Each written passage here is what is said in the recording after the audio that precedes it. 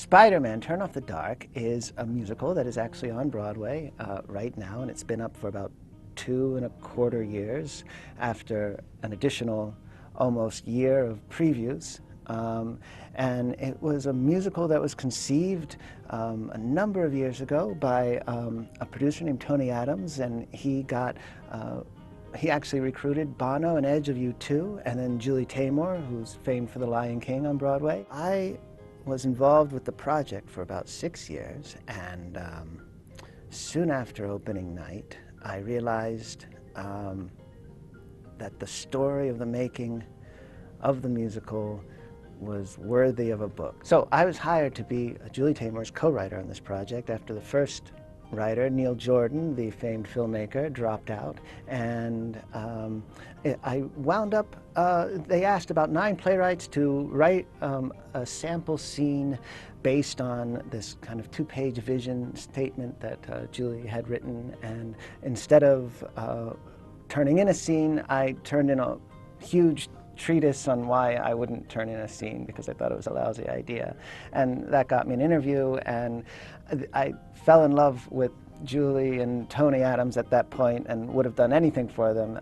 And what they wanted was a scene. So the next day I turned in a scene, and it wound up being the scene that ended the first act of the musical, and then wound up being the scene that ended up being the climax of the musical itself, and therein was all the drama that occurred in those last months of the show.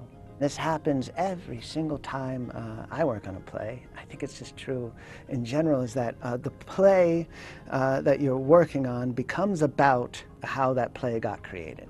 Funny enough, it mirrored a lot of the themes that were actually in the musical itself, themes of earnest striving and of hubris. When I began to think about the story that went on, that I lived through and that these other people lived through, I realized that the story was everything that I've always been interested in all of my work in fiction, which is basically the story of earnest people striving and, I'll say the word, failing.